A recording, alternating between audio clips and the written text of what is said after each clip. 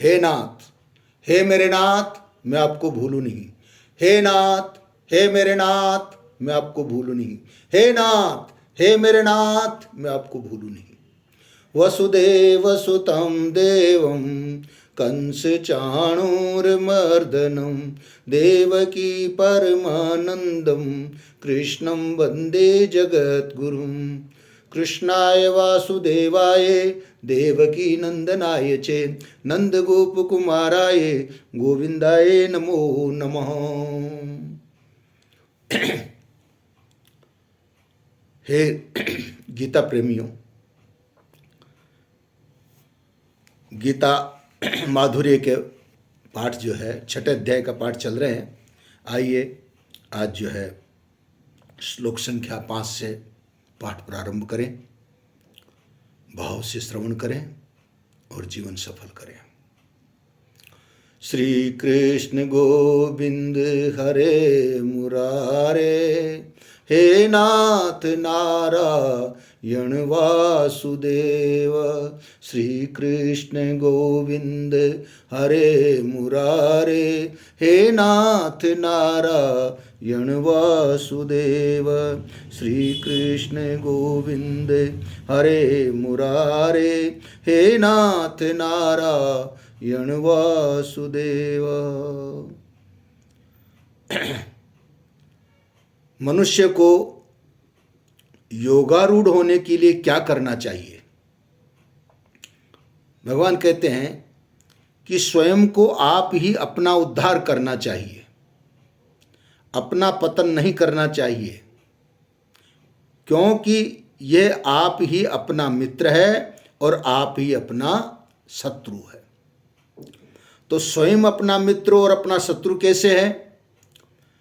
कि भाई जिसने अपने आप से अपने पर विजय कर ली, अर्थात जो असत के साथ संबंध नहीं मानता, वह आप ही अपना मित्र है। और जिसने अपने पर विजय नहीं की, अर्थात जो असत के साथ अपना संबंध मानता है, वो आप ही अपना शत्रु है।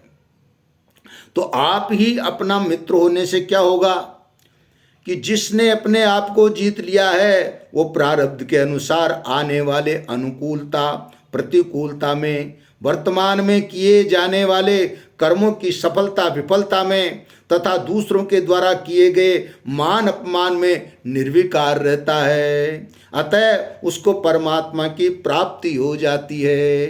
अच्छा, तो परमात्मा को प्राप्त हुए मनुष्य के क्या लक्षण है? भगवान कहते हैं कि उसका अंतःकरण सदा ज्ञान विज्ञान से तृप्त रहता है, उसका संपूर्ण इंद्रियों पर अधिकार रहता है, वह सभी परिस्थितियों में निर्विकार रहता है। और मिट्टी के ढेले पत्थर तथा जो है मिट्टी के ढेले पत्थर में वो जो है स्वर्ण में उसकी समबुद्धि रहती है।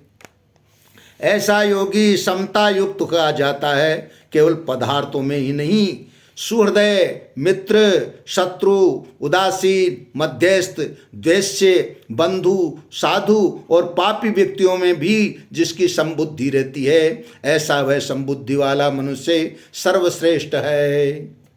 तो वो समबुद्धि केवल कर्मयोग से ही होती है या किसी दूसरे साधन से भी होती है? वो समबुद्धि ध्यान योग से भी होती है। इसलिए मैं उस ध्यान योग की विधि बताता हूँ। ध्यान योगी भोग बुद्धि से संग्रह का त्याग करके, कामना रहित होकर के, अंतःकरण तथा शरीर को वश में रख करके तथा एकांत में अकेला रह करके अपने मन को निरंतर परमात्मा में लगाए। अच्छा, मन को परमात्मा में लगाने के लिए अर्थात ध्यान करने के लिए उपयोगी बातें क्या है भगवान? भाई शुद्ध पवित्र स्थान पर ध्यान योगी क्रमशः कुश मृगशाला और पवित्र वस्त्र बिछाए, वह आसन न अत्यंत ऊंचा हो और न अत्यंत नीचा हो तथा स्थिर हो, अर्थात हिलने डुलने वाला न हो। तो ऐसा आसन बिछाकर क्या करे? उस आसन पर बैठ करके चित्त और इंद्रियों की क्रियाओं को वश में रखते हुए मन को एकाग्र करके अंतःकरण की शुद्धि के लिए ध्यान योग का अभ्यास करे। तो उस आसन पर किस प्रकार बैठना चाहिए? देखो, शरीर गर्दन और मस्तक को एक सूत सीध में अचल करके तथा इधर उधर न देख करके और केवल अपनी नासिका के अग्रभाग को देखते हुए स्थिर होकर के बैठे। तो ऐसे आसन से भी किस भाव से बैठना चाहिए? जिसका अंतःकरण राग द्वेष आदि द्वंद्वों से रहित है, जो भय रहित है और जो ब्रह्मचर्य व्रत का पालन करता है, ऐसा सावधान योगी मन को संसार से हटा करके मुझ में लगाता हुआ मेरे प्राण होकर के बैठे। तो इसका फल क्या होगा? इस प्रकार अपने मन को निरंतर मुझ में लगाए वश में किए हुए मन वाले योगी को मुझ में रहने वाली निर्वाण परमा शांति की प्राप्ति हो जाएगी। निर्वाण परमा शांति की प्राप्ति हो जाती है। श्री कृष्ण गोविंद हरे मुरारे, हे नाथ नारायण वासुदेवा। श्री कृष्ण गोविंद